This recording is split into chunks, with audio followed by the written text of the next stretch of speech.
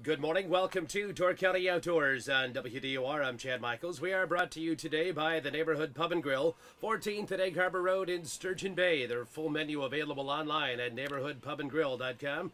Tim DeWittiak from FishDoorCountyTV.com joining us this week. It's Memorial Weekend. Plenty to talk about this week on Door County Outdoors on WDOR.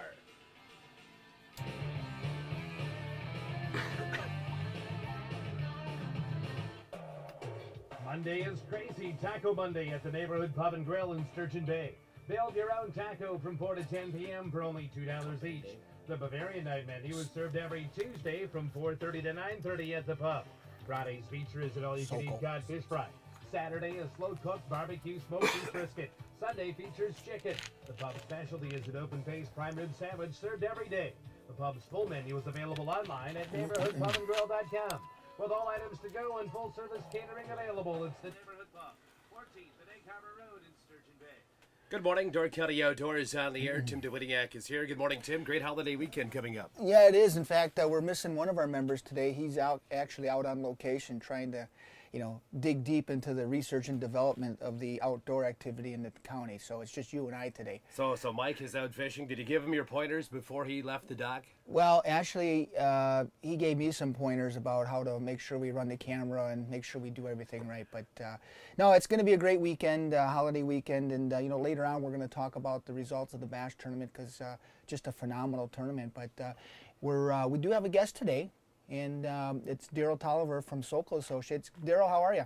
Yeah, great, Tim. How are you doing? Good. Just so here's how I refer to Daryl as. In the movie Jerry Maguire, where he's the super agent. That's what I kind of called Daryl. He's the super agent in the fishing industry. That's just because I keep going. Show me the fish. Show me the fish. Yeah. Because we know it's not show you the money. That's right. Because we're talking about the fishing industry, but Daryl and I kind of go back a long time, and to kind of give you an idea, well, maybe we'll let Daryl, give us an idea on what you do in the fishing business. Why don't you tell us, Daryl? Sure. Well, the biggest thing that we do, I work with numerous factories, and then we represent products that kind of go across the United States, and each factory, as everybody knows, once they go into a store, there are really always new things, and we kind of introduce them into the market, make sure there's no problems with them, help develop maybe some improvements, and then kind of get back in touch with the factories, and then that kind of goes into production, and then hopefully we get to see things on the shelves the following year, and that's why things always get better and better and better because of the feedback the consumers and the anglers give to us, and what we get a chance to work with on the manufacturing side with the factories. I was going to ask you there, Daryl. You talked about improvements. Do you have a pro staff, or is it just off customer feedback? Both, actually. We get the general angler that just fishes on the weekends and maybe only goes once or twice a year, and if he has a positive or negative experience, and they want to let somebody know, it's so easy now with the information age that we'll get a note back saying, hey, I bought this rod and reel and it was the best ever. I can't believe how much easier it is to use, and how many more fish I caught, or I could feel the bite, that type of thing. And then we get guys that have been in the industry and fishing for decades, and they'll say, I still have my binoculars that I got back in the service, and I love them, and they're still being made, so I'm buying a pair for my grandson. It's kind of crazy, the broad spectrum of consumers we get.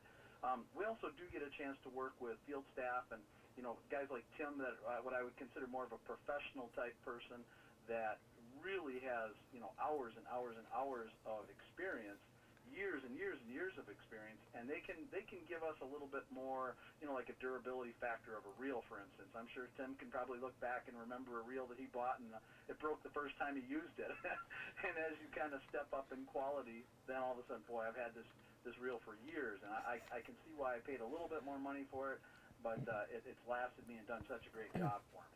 Well, Chad's got a story like that, but it involves him sitting on something and breaking it. But the business is kind of an interesting business. You and I, we've known each other for a long time, and Sokol, the company that you work for, is probably one of the elite. There's a bunch of rep companies out there, but I would say Sokol's probably one of the elite because, the amount of customers, and it's the quality and the size of the customers that you have. And it's a pretty daunting task to have those clients that you have, isn't it? Yeah, it sure is. Just because each client is going to recommend or require a certain amount of upkeep, maintenance, work and things like that, we'll go into, say, Cabela's or Bass Pro, and they'll have either a new store opening, or their associates need to get trained, or we have an independent retailer that is going to have an event. They're bringing in a couple of guys for speakers, seminar type of situation, and then we'll go in there and get more product information to them, maybe do some promotions, try and bring some free stuff in to get to the people that attend, and just kind of create more of a fun atmosphere. You know, the sad thing is that everybody thinks because you're in the fishing business that, that's all you're doing is fishing, but actually it really doesn't even involve fishing. In fact, your fishing is really cut way down since you've gotten into this.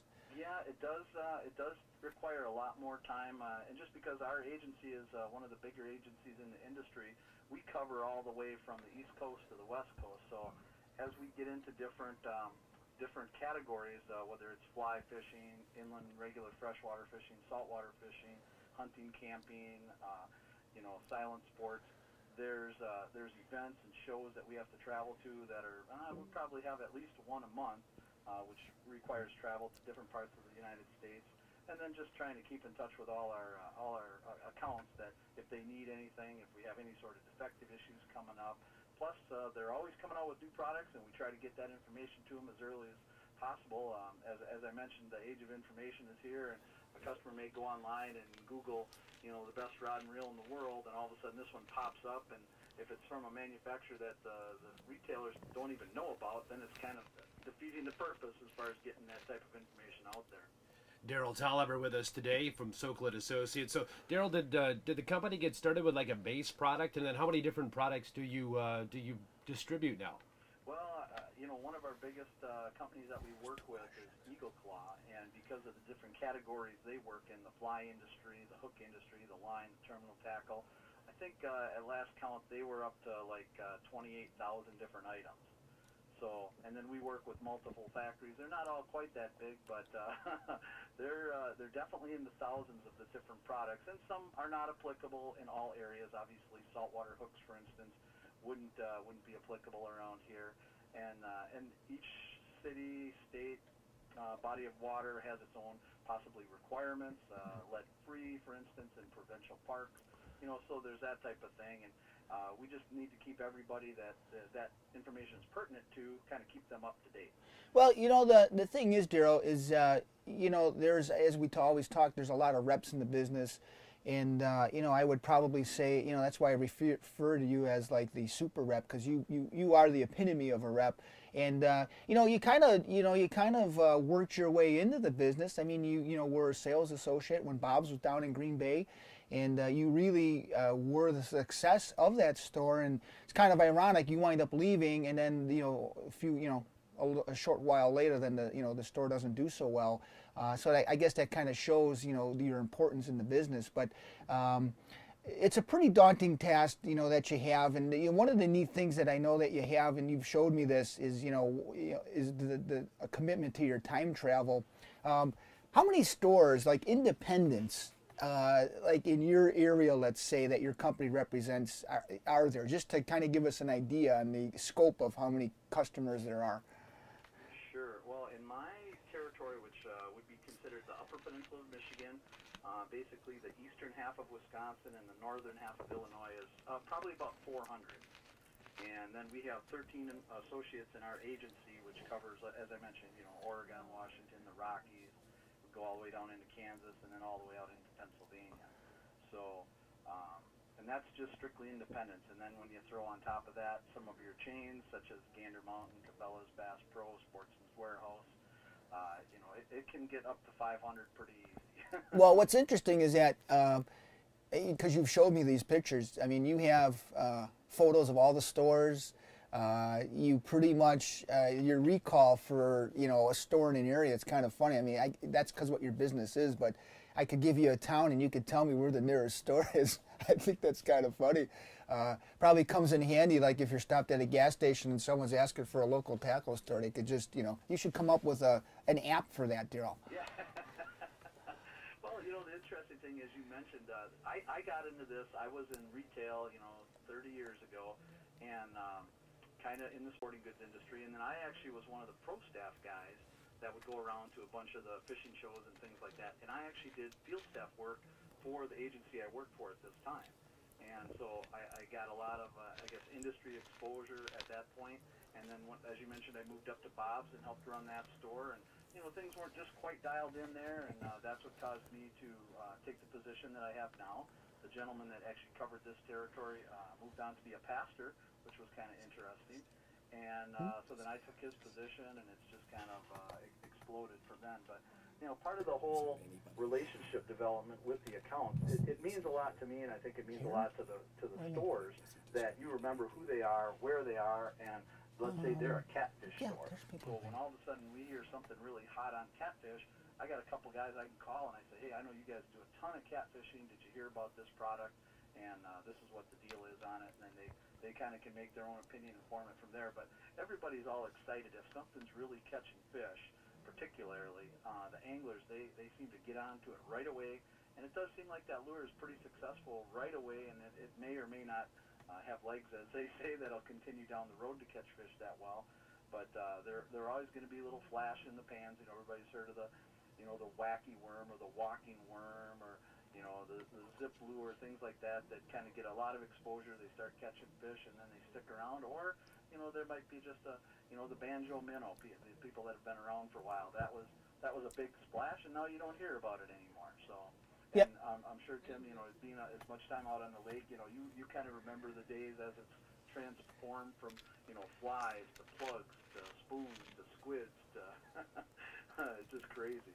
Let's just go that way just a second here, Daryl. So we just had a big bass tournament. What is the hot item right now for bass fishermen? Well, you kind of got to keep in mind seasonality of it. The biggest thing right now is for most guys fishing bass in normal water conditions is going to be what they call a stick bait. And people are familiar with the name Cinco, made by Yamamoto baits, or Kamitas by Mr. Twister. And basically it's just a piece of plastic that's kind of stick-shaped, has ridges on it, tapered on both ends, a little thicker in the middle, and you put a hook in the middle of it and you cast it out, and this has each manufacturer has a little different sink rate, and as that falls, those bass they just can't handle it, they just attack it. And I've been with guys and had fishing experiences where we fish, we go through 3 bags of those at 20 in a bag just in an afternoon fishing, the way that they hit them. And that's probably the biggest one. I know on the bay it's a little different because of the forage that they hit. They use a lot of jerk baits, which are kind of minnow baits, and that little colder water that's worked a little bit differently. And then they use sluggos and things like that, are kind of more of a larger minnow profile. So you kind of got to take into consideration the time of the year, what the fish is normally feeding on, whether it's a feeding bite or an instinctive or trigger bite, and then his scent player in it at all. A lot of these baits now you'll see, some will have garlic, some will have salt, some will have feeding pheromones. It's crazy which ones will work the best. And each angler has a particular style that they feel really good at. They may be great at throwing a spinner bait, or they may be great at, live baiting. And the nice thing is the fish usually cooperate, and they take one presentation at some time of the year. Sometimes they'll take it multiple times of the year. But and that's kind of the challenge with the whole fishing angle of it, is you actually kind of got to figure that out, whether it's repetition or getting in touch with guys listening to programs like this, where you get a little bit more information, so you have more of an educated guess when you get out there to give that presentation to the fish. How about with the salmon side of it? Things are really starting to hit on the lake. Is it the same tried and true baits? The Howie flies, or the like you mentioned, the J plugs, or things like that? Is that still what's going to work this year? Yeah, the people that have fished for years, that Howie fly that catches fish day in and day out.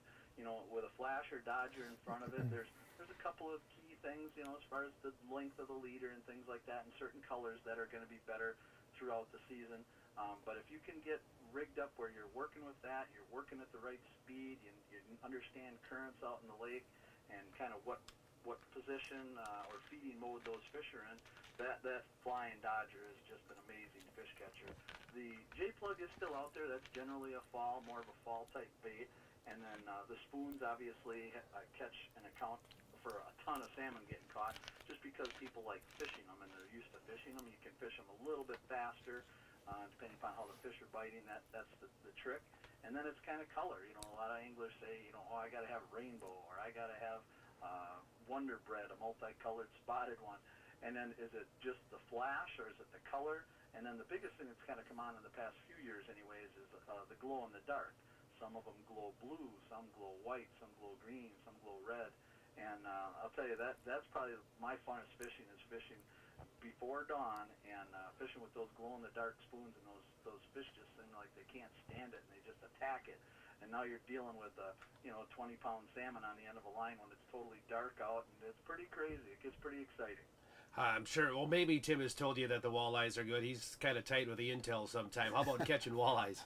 Oh, yeah. He won't tell me where his spots are either. I see all his photos and things like that, but the bay has been just tremendous for walleyes. And I'm not talking 14 inches. You're talking 25 to 26, 27 inches, pretty regular. And depending upon if you're going to use live bait, you kind of got to figure out what column in the water the fish are. If they're up high, if you're going to use crankbaits, if they're down low, you're going to use maybe spinner crawler harnesses with live bait on it. And then are they off of the shoals? Are they suspended over deeper water? That's why the electronics are kind of important nowadays, which is giving the angler more and more information. It's just a job for us to help them interpret it so they understand what they're actually looking at. Hey, Daryl, can you hold with us through a break? Sure. All right, sounds good. Daryl Tolliver joining us this week on Door County Outdoors, brought to you by the Neighborhood Pub and Grill in Sturgeon Bay. Daryl Tolliver from Sokol & Associates joining us. Tim's here too. He didn't leave. Yeah, I'm. It's always nice to talk to Daryl because not only is he, well versed in the repping business and that, but he's, also a good fisherman. And Daryl, before we took the break, you were talking about electronics, and that's going to kind of lead me into my next question. I know one of the companies you guys work with is Navionics. Tell us kind of some of the new stuff that's going on in that technology with graphing and all that kind of stuff. Sure. Well, you probably remember, Tim, the old days of the Loran, which had to use tower signals and use coordinates, and it was kind of intimidating for a lot of anglers to try and go out on Lake Michigan. Number one, they were worried about rough water. They were worried about getting lost. They were worried about getting back to the dock. And as chart plotters, which are those little screens that kind of show your location out on the lake, and a lot of people are familiar with GPSs now in cars, the evolution of those electronics have gotten so much better that basically you can buy a boat or buy the unit and put it on a boat, and when you turn it on, it's just like the GPS locator that's in your car. It shows you where you are, kind of shows your travel. You can leave a trail if you like, and it allows people to go to an area that they're unfamiliar with, and if there's rocks, you guys have some structure up there in Sturgeon Bay that if people haven't been there, they should be aware of it. So if they have one of these chart plotters which show their location, along with a sonar which shows the depth of the water and kind of the contour of the bottom, they have a much better feeling about being in the water and feeling, okay, I can read my depth finder. I'm in 180 feet of water, but if I look at my GPS, my chart plotter, if I go a little bit to the north, I'm going to be in 20 feet of water. So I need to kind of be aware of that. And as the units have gotten better, they have put better and better information in there, what you would call a base map, kind of like thinking of a map of Wisconsin with the highways, but in the water it's called cartography, and it actually has little lines in it that, depending upon the quality of the equipment that you buy, may be in a 5-foot depth increment, or it may be in a 1-foot depth increment. So for people that are fishing structures, say bass fishermen or walleyes, for instance, they may need to say, okay, I need to be in 12 feet of water, and you can actually follow the line of 12 feet of water because that's where the fish are positioned in. If you get out on the big lake, obviously your sonar is going to shoot to the bottom, and if you're in 180 feet and you're seeing marks, hooks, or actually responses back from that echo sonar in 40 feet of water, okay, I need to get my baits to 40 feet of water. Well, how am I going to do that? Are you going to use dipsies or downriggers or whatever it takes to get that bait down there? And then as you get more and more information, you can buy these chips, and it's basically an SD card which fits in a lot of the new ones are actually micro SDs now, which will fit in like a cell phone or cameras. People are probably somewhat familiar with that format. And you actually insert that into the unit, the electronics that you have on the boat, and that actually gives you more detail, which will show you that 1-foot contour. It'll show you mooring sites. It'll show you shipwrecks. It'll show you marinas. as you kind of get into better and better information. So if a guy comes to the Sturgeon Bay area and has never been there before, he can pop a chip in. When he's in the water, it'll show the local marina. It'll show the local restaurant. Then you feel very comfortable. The person's going to know, okay, I'm only 4 miles away from my hotel. I'm only 2 miles away from the restaurant. I got to head due east to get back to port. It gives the general fisherman a lot more confidence to go out and actually feel successful enough that they think, okay, I can catch fish because I got all this information. I just got to process it, make it work, and all of a sudden, bang, they start catching fish, and they're like, okay, here we go. And that's the biggest change I've seen in electronics. It just allows the weekend anglers a lot more comfort factor to go out and not feel concerned. Obviously, when fog comes in, that's a big issue because you can't see anything. Safety is an issue. You get radar involved in it. That has come down in price now so much better that if a person had a little bit larger boat and put radar on it, at least you'd feel comfortable that you could navigate around any other boats that may be out there. And then the other part of it comes into for controlling. The boats that Tim's run for years always had autopilot, so that was, you could click it on a heading and the boat would basically steer itself. So if you had to go back and deal with netting a fish or clearing a line or resetting, you could get away with one less person and kind of let the boat drive at a trolling speed under autopilot. And that the prices on that have come down from $20,000 down to $5,000 now. So for a nice setup. I always feel a lot better when it's autopilot instead of Tim driving. Hey, Daryl, how big of, you said that chip for Sturgeon Bay, how big of an area does that cover, one of those chips? Sure. Well, it actually covers quite large of an area. The ones that would be considered for the Great Lakes, they do not cover as much inland water. So let's say if you were going to fish, the Menominee River or something over on the bay side of it, or Lake Shawano Lake, Nockbee, something like that, that information would not be on there. But the chip that actually covers the Great Lakes covers all of the Great Lakes. So if you were going to go from Michigan to Superior to Lake Erie, that chip would cover all that area. So what's amazing is the technology. I can remember years ago when it was first starting to come out, they had them, some of those companies had like those big, the first generation of memory kind of cards, and you could get like Lake Michigan North, and the card was the size of almost like your cell phone, Yeah, it's about the size of a credit card, but probably 10 times as thick. Yep, yeah, exactly. And now you got an SD card that has all the Great Lakes, and it's not just the same information, the amount of information. I mean, you described, some of the basic stuff on those chips, but when you have like say you got a Lowrance, like an HD unit or a Raymarine or whatever, the information that's on some of those chips is just, it's unbelievable, correct? I mean, like with that 3D technology and the high definition chips. You bet. As you mentioned, the Lowrance and the Raymarine are kind of the premium electronics for the people that are out in, especially the bigger water. And you can pick, depending upon what chip you can get a port list. So if you're going to go out of Sturgeon Bay and you want to drive to Milwaukee, you can key in any port out of Milwaukee and put it into your electronics, and it'll take you right there. If you want to know what the moon cycle is, the sunset, the sunrise, all that's in there. It's crazy. If you want to go in and check out what restaurants are in Sturgeon Bay, for instance, there's a whole list of all the restaurants, and you can kind of segregate it by that. As you get into especially Navionics is kind of the leader in that technology, you can get an application for your phone. So you can look at your phone, the same screen that's actually showing on your Raymarine unit, because it's communicating wirelessly. If you have an app on your phone, you can actually key into the newsstand and you say, I'm going to be in Sturgeon Bay. I'd like to read about salmon fishing. And you may have a local author up there that had an article published, and all of a sudden, boom, that guy can read it right on his iPhone or his iPad and tells him all about fishing salmon in the month of July in the Sturgeon Bay area. It is amazing the amount of information that you can get to that. Well, the unique thing is that, like you just said, I mean, it's not just for locators anymore. I mean, they have those apps, like you said, for your iPhones, for your iPads, and what's kind of cool about that is that you could be sitting at well, hopefully not at work, but if you are at your desk and say you're on break, you could be kind of pre-fishing an area. You can pull up those charts, you can look at those areas that you want to go. And doesn't Navionics, isn't there some program that they got going on here the next couple of months with kind of a buy one get one free type scenario here?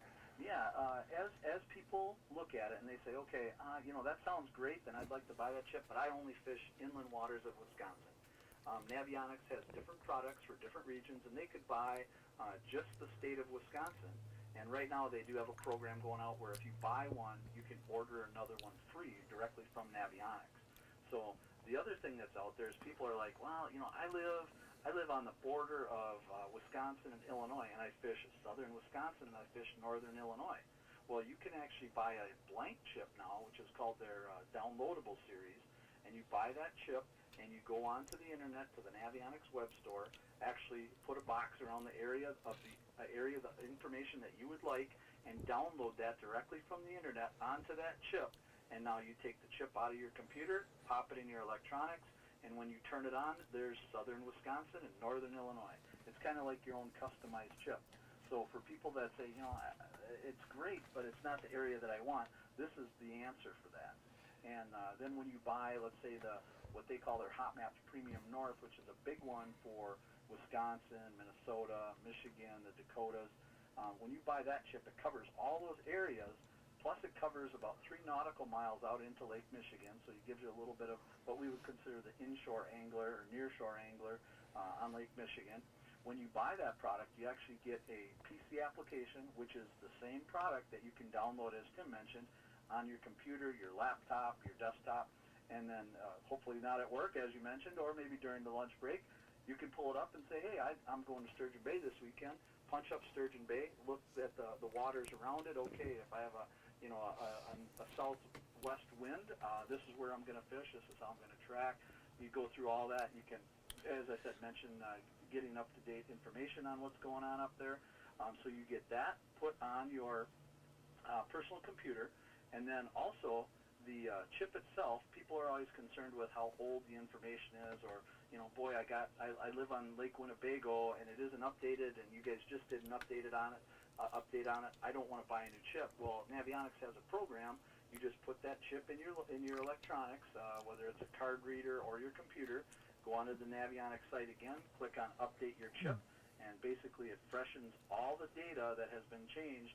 And right now, Navionics does about 10,000 updates per week worldwide. So there's a lot of information. There's new lake data becoming available. Somebody put a new launch in on this lake, or this river's changed somehow. And as that gets updated, that allows you to go on the Navionics website and go ahead and update your trip. So you have the latest, greatest, freshest data available. Hey, Daryl, we're really short on time, but as you know, we're right here in Sturgeon Bay. Where am I going to buy this, or do I have to go online?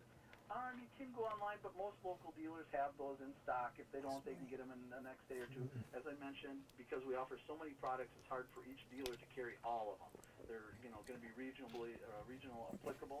So just feel free to stop into your store that you like, whether it's your local bait and tackle or West Marine, or if it's a chain that you go to, and you tell them what you're looking for, where you're fishing. They'll be able to help you out. Well, they're definitely, I'll tell you what, the leaders in technology, that's for sure. Yep. All right, sounds good. Daryl, we really appreciate your time today, and thanks for the information. You bet. You guys have a great day. All right, Daryl Tolliver joining us from Sokol & Associates on Door County Outdoors. Down to our last minute or so, Tim. A lot of stuff to get to there. Obviously, it's the holiday weekend. There's going to be a lot of campers in town. Last weekend was the Sturgeon Bay Open Bass Tournament. 61 pounds it took to win that thing. Yeah, phenomenal fishing, and legitimate weights too. One thing that was brought up was that on those weights, they give you a 1/4 pound per fish for live weight. But on those big fish, that scale is pretty accurate. I talked to a lot of guys that have scales in their boats. So those fish, what you're seeing is true weight, and you can't catch them if you're not out there fishing for them. So we always say that you got to get out there and fish for them, because there's some really big smallmouths out there. The biggest bass for the tournament was 6.22 pounds. That was caught last Friday. Saturday, 5.95. John Kaloji caught it. Jonathan Meacham, net or whatever, but they said they had 6.1 on their boat. Little ground shrinkage, but still their biggest fish that John had ever caught. So those were the two biggest winners of the big bass competitions. Yeah, definitely. Definitely some big fish out there. I know in some of that DNR stuff with that footage we did, some of the size of those fish we've seen 21.5 inches. So definitely some big fish. And again, get out there if you get the chance, because now is a great time to go out and catch them.